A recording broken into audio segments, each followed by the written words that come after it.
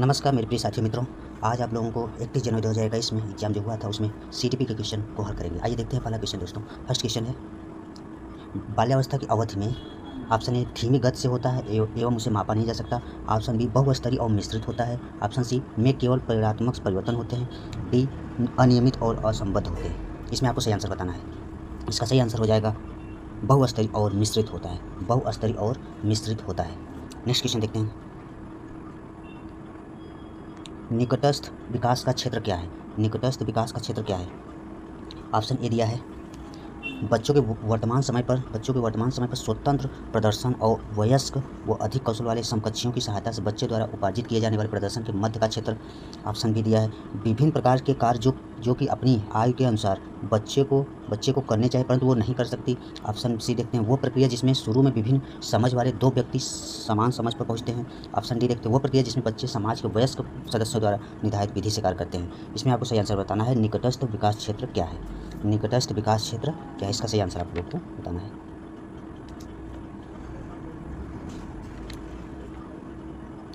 इसका सही आंसर हो जाए, बच्चों के वर्तमान स्तर पर स्वतंत्र प्रदर्शन और वयस्क व अधिक कौशल वाले समकक्षियों की सहायता से बच्चे द्वारा उपार्जित किए जाने वाले प्रदर्शन के मध्य का क्षेत्र है। नेक्स्ट क्वेश्चन देखते हैं, पियाजे के अनुसार बच्चे अमूर्त संक्रियात्मक अवस्था में ऑप्शन ए परिकल्पित निगमनात्मक तर्क और प्रतिज्ञप्ति चिंतन करने में समर्थ है। Option A. ऑप्शन बी देखते हैं, केंद्रीय और अनुक्रमणीय सोच से आबद्ध है। ऑप्शन सी, संरक्षण वर्गीकरण वो श्रेणीबद्धता करने में सक्षम नहीं है। डी देखते हैं, प्रतीकात्मक और सांकेतिक खेलों में भाग लेना प्रारंभ करते हैं। इसमें आपको सही आंसर बताना है, पियाजे के अमूर्त संक्रियात्मक अवस्था में कौन शामिल है ये बताना है आपको। अमूर्त संक्रियात्मक अवस्था, इसका आपका सही आंसर हो जाएगा परिकल्पित निगमनात्मक तर्क और प्रतिज्ञप्ति चिंतन में समर्थ। इसका आपका सही आंसर हो जाएगा। नेक्स्ट क्वेश्चन देखते हैं, लॉरेंस कोहलबर्ग की नैतिक विकास के सिद्धांत के अनुसार व्यक्ति किस अवस्था में है जब वो विश्वास करता है कि वर्तमान सामाजिक प्रणाली को सक्रियतापूर्ण बनाए रखने से धनात्मक मानवीय संबंध और सामाजिक वर्ग सुरक्षित रहता है। एक बार फिर देखते हैं, लॉरेंस कोहलबर्ग की नैतिक विकास के सिद्धांत के अनुसार व्यक्ति किस अवस्था में जब वो विश्वास करता है कि वर्तमान सामाजिक प्रणाली को सक्रियात्मक बनाए रखने से धनात्मक मानवीय संबंध और सामाजिक वर्ग सुरक्षित रहता है। इसमें आपको सही आंसर बताना है। पहला ऑप्शन है दंड और आज्ञापालन अभिविन्यास, दूसरा है सामाजिक क्रम व्यवस्था अभिविन्यास, तीसरा है यंत्रीय उद्देश्य अभिविन्यास, चौथा है सार्वभौमिक नैतिक सिद्धांत अभिविन्यास। इसमें आपका सही आंसर बताना है। इसका सही आंसर हो जाएगा सामाजिक क्रम व्यवस्था अभिविन्यास, the social order maintaining orientation. Next question देखते हैं दोस्तों। नेक्स्ट क्वेश्चन देखते हैं, हार्वर्ड गार्डनर के बहुबुद्धि सिद्धांत के अनुसार निम्नलिखित में से कौन सा जोड़ा बुद्धि के प्रकार और अंतः स्थिति अनुपालन संभावना के अनुसार सही है?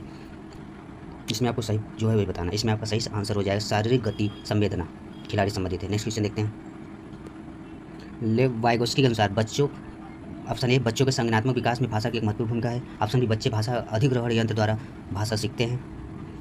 ऑप्शन 3 देखते हैं, बच्चों का संज्ञानात्मक विकास चरणों में होता है। एंड ऑप्शन चौथा देखते हैं, 4 देखते हैं, स्कीमा के परिपक्वन से बच्चों में संज्ञानात्मक विकास अग्रसर होता है। Maturation of the schema leads to cognitive development in children. इसमें आपको सही आंसर बताना है। इसमें आपका सही आंसर हो जाएगा बच्चों के संज्ञानात्मक विकास में भाषा की एक महत्वपूर्ण भूमिका होती है। नेक्स्ट क्वेश्चन देखते हैं, एक प्रगतिशील कक्षा में शिक्षण अधिगम प्रक्रिया के दौरान अधिगमकर्ताओं का मूल्यांकन। ऑप्शन ए, बच्चों के अधिगम में सहायक नहीं है। ऑप्शन बी, बच्चों के अधिगम प्रक्रिया में रुकावट उत्पन्न करता है। ऑप्शन सी, अभिभावकों को प्रतिपुष्टि देने के प्रयोजन से बेहद सफल, कम सफल व असफल विद्यार्थी को पहचानने में सहायक होता है। ऑप्शन डी देखते हैं, बेहद महत्वपूर्ण क्योंकि यह बच्चों की समझ की जानकारी देता है और अध्यापिका को अपने शिक्षा शास्त्र पर विचारने में सहायक होता है। इसमें आपको सही आंसर बताना है। एक प्रगतिशील कक्षा में शिक्षण अधिगम प्रक्रिया के दौरान अधिगमकर्ता का मूल्यांकन बताना है। इसमें सही आंसर आपका क्या हो जाएगा? इसमें आपका सही आंसर हो जाएगा 4। बेहद महत्वपूर्ण है क्योंकि यह बच्चों की समझ की जानकारी देता है और अध्यापिका को अपने शिक्षा शास्त्र पर विचारने में सहायक होता है। नेक्स्ट क्वेश्चन देखते हैं, कक्षा में सभी लिंगों में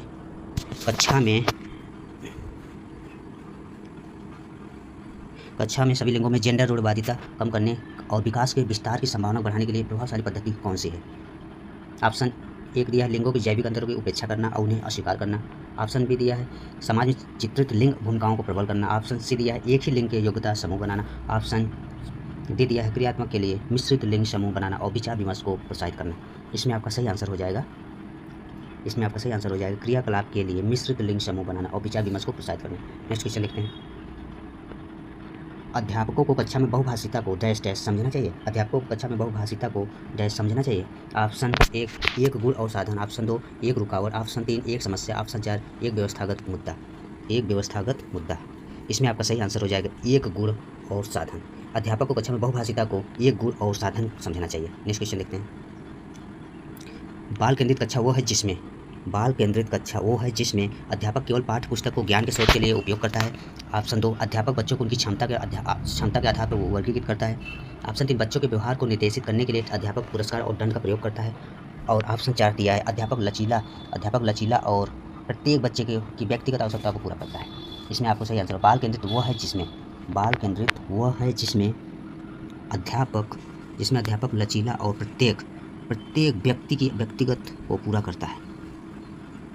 अध्यापक लचीला है और प्रत्येक व्यक्ति की व्यक्तिगत आवश्यकताओं को पूरा करता है। नेक्स्ट क्वेश्चन देखते हैं।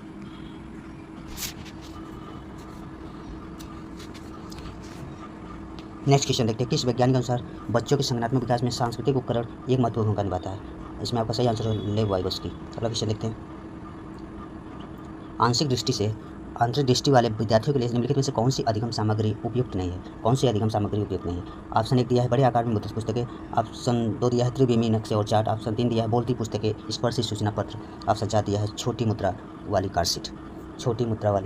इसमें आपको सही आंसर बताना है। आंशिक दृष्टि वाले विद्यार्थियों के लिए निम्नलिखित में से कौन सी अधिगम सामग्री उपयुक्त नहीं है, आपको बताना है।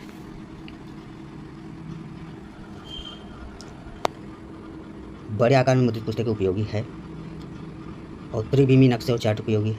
बोलती पुस्तकें, स्पर्शी सूचना पत्र उपयोगी है, लेकिन छोटी मुद्रा कारशीट उपयोगी नहीं है। यही आपका अधिगम सामग्री उपयुक्त नहीं है, यही आपका गलत होगा।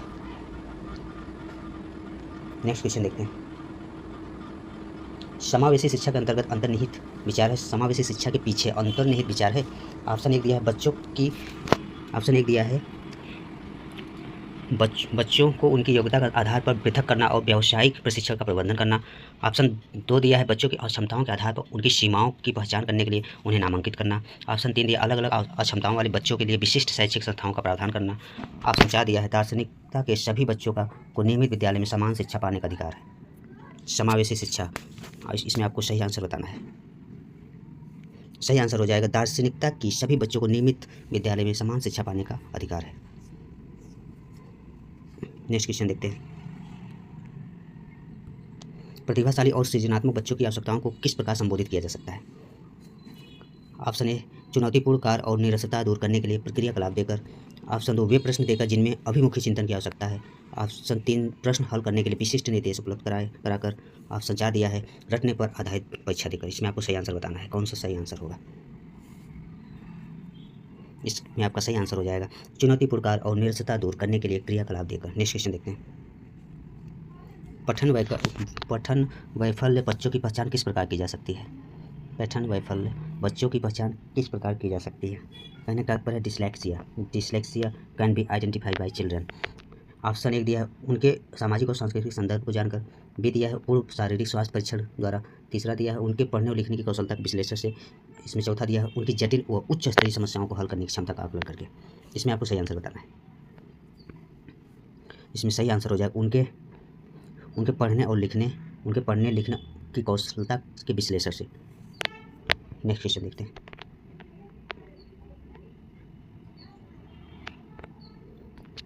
प्रतिकूल परिस्थितियों और वंचित पृष्ठभूमि वाले अधिगमकर्ताओं को संबोधित करने के लिए निम्नलिखित में से कौन सी पद्धति प्रभावशाली नहीं है? आपको बताना है।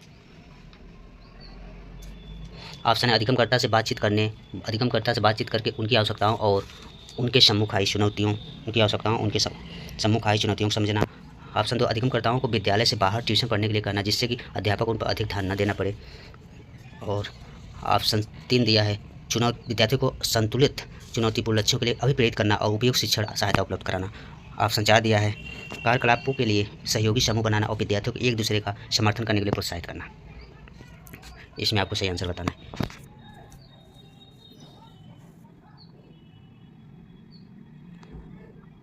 इसमें आपको बताना है कि प्रतिकूल परिस्थितियों और वंचित पृष्ठ वाले अधिगमकर्ताओं को संबोधित करने के लिए निम्नलिखित में कौन सी पद्धति प्रभावशाली नहीं जो है। अधिगमकर्ताओं बातचीत करके उनकी आवश्यकताओं और उनके सम्मुख आई चुनौती को समझना सही है। अधिगमकर्ताओं को विद्यालय से बाहर ट्यूशन पढ़ाने के लिए कहना, जिससे कि अध्यापक उन पर अधिक ध्यान नहीं दे पा रहा, यही गलत ऑप्शन है आपका। ये भी सही है और ऑप्शन 4 भी सही। नेक्स्ट क्वेश्चन देखते हैं।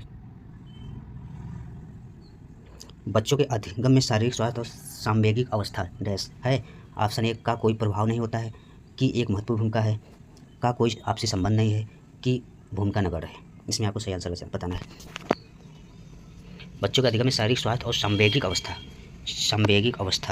डैश है, आपको सही आंसर बताना है। इसमें आपका सही आंसर हो जाएगा कि एक महत्वपूर्ण भूमिका। बच्चों के अधिगम में शारीरिक स्वास्थ्य और सांवेगिक अवस्था की एक महत्वपूर्ण भूमिका है, ऑप्शन 2 सही हो जाएगा। नेक्स्ट क्वेश्चन देखते हैं। कक्षा में अर्थपूर्ण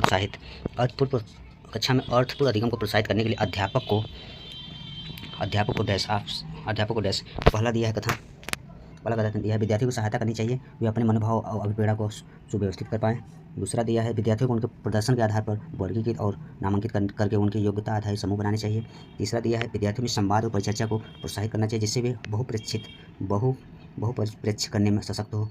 और चौथा दिया है कक्षा में विविधता की उपेक्षा करके शिक्षण की मानव विधि को अपनाना चाहिए। इसमें आपका सही आंसर हो जाएगा 1 और 3।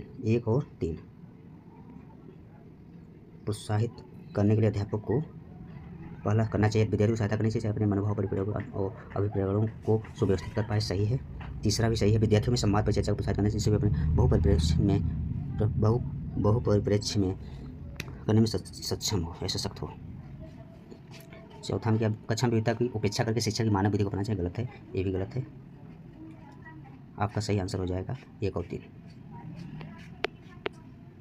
नेक्स्ट क्वेश्चन देखते हैं। अधिगम 1 डैश और डैश सक्रिय है। अधिगम 1 डैश और डैश प्रक्रिया है, जटिल, सक्रिय, सरल रैखिक, सरल व्यक्तिगत, जटिल निष्क्रिय। इसमें आपको सही आंसर बताना है। इसका सही आंसर हो जाएगा जटिल और सक्रिय। अधिगम एक जटिल और सक्रिय प्रक्रिया है। नेक्स्ट क्वेश्चन देखते हैं। अपनी कक्षा में अर्थपूर्ण अधिगम को सुसाध्य बनाने के लिए अध्यापिका को अपनी कक्षा में सामाजिक, सांस्कृतिक, धार्मिक, भाषाई विविधता को डैश चाहिए, टालना। ऑप्शन 1, ऑप्शन 2 में दिया है उपेक्षित करना, ऑप्शन 3 में समझना, ऑप्शन 4 में अनदेखा करना। इसमें आपका सही आंसर हो जाएगा समझना। नेक्स्ट क्वेश्चन देखते हैं। कक्षा में प्रभावशाली अधिगम के लिए डैश वातावरण की रचना करनी चाहिए बजाय डैश वातावरण के। ऑप्शन 1 दिया सहयोगी प्रतिस्पर्धिक, ऑप्शन 2 दिया प्रतिस्पर्धिक सहयोगिक, ऑप्शन 3 दिया भयावह या सुसाध्य, ऑप्शन 4 दिया प्रतिस्पर्धिक या सुसाध्य। इसमें आपको सही आंसर बताना है।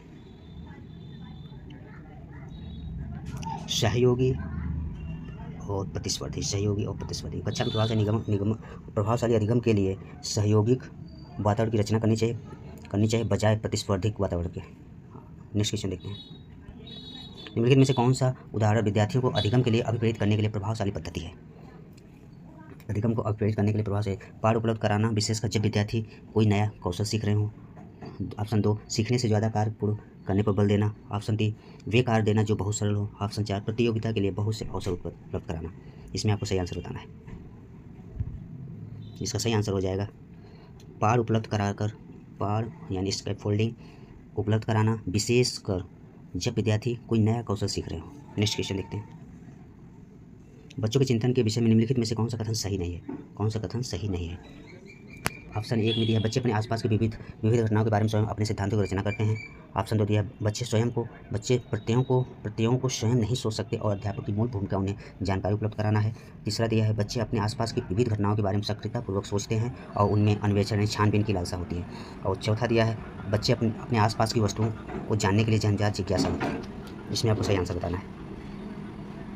इसका सही आंसर हो जाएगा बच्चे प्रत्ययों को स्वयं बच्चे प्रत्ययों को स्वयं नहीं सोचते और अध्यापक की मूल भूमिका उन्हें जानकारी उपलब्ध कराना, यही आपका गलत है और सब सही हो जाएगा। नेक्स्ट क्वेश्चन है, बच्चों का विद्यालय में असफल होना। ऑप्शन ए प्रस्तावित करता है कि वंचित पृष्ठभूमि वाले बच्चों में अधिगम का सामर्थ्य नहीं होता है। ऑप्शन 2 दिया है, निर्दिष्ट करता है कि विद्यालय उन बच्चों की आवश्यकताओं और रुचियों की पूर्ति करने में समर्थ नहीं है। ऑप्शन 3 दिया है, साबित करता है कि इन बच्चों में आनुवंशिक पैदाइश कमियां हैं और इन्हें विद्यालय से निकाल देना चाहिए। और ऑप्शन 4 दिया है, सूचित करता है कि अभिभावकों में अपने बच्चों के अधिगम में सहायता करने का सामर्थ्य नहीं है।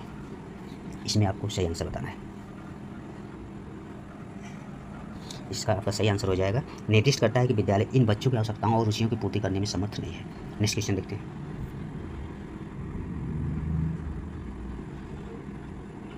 इसमें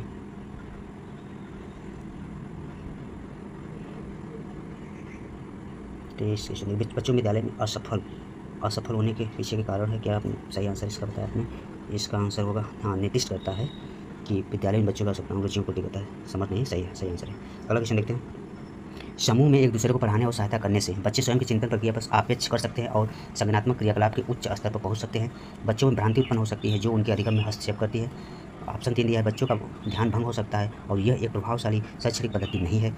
और ऑप्शन 4 दिया, बच्चों प्रतिस्पर्धात्मक प्रवृत्ति उत्पन्न होती है जो कि अधिगम में विघ्न और रुकावट पैदा करती है। इसमें आपको सही आंसर बताना है। इसमें आपको सही आंसर बताना है। समूह में एक दूसरे को पढ़ाने और सहायता करने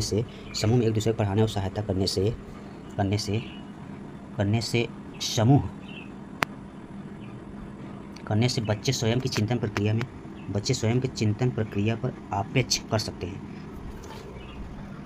सकते हैं और संज्ञानात्मक क्रियाकलाप के उच्च स्तर पर पहुंच सकते हैं। इसमें आपका आंसर सही हो जाएगा। नेक्स्ट क्वेश्चन देखते हैं, एक डैश कक्षा में अध्यापिका अपनी शिक्षा शास्त्र और आकलन की विधियों को विद्यार्थियों की व्यक्तिगत जरूरतों के अनुसार परिवर्तित करती है। बताना है आपको। ऑप्शन ए दिया है ध्यान अध्यापक केंद्रित, ऑप्शन बी दिया है प्रगतिशील, ऑप्शन 3 दिया है पाठ्य पुस्तक केंद्रित, ऑप्शन 4 दिया है व्यवहारवादी, ऑप्शन 4 दिया है व्यवहारवादी। इसमें आपका सही आंसर हो जाएगा प्रगतिशील, प्रोग्रेसिव। एक प्रगतिशील कक्षा में अध्यापिका अपनी शिक्षा शास्त्र और आकलन की विधियों को विद्यार्थियों की व्यक्तिगत जरूरतों के अनुसार परिवर्तित करती है। नेक्स्ट क्वेश्चन देखते हैं,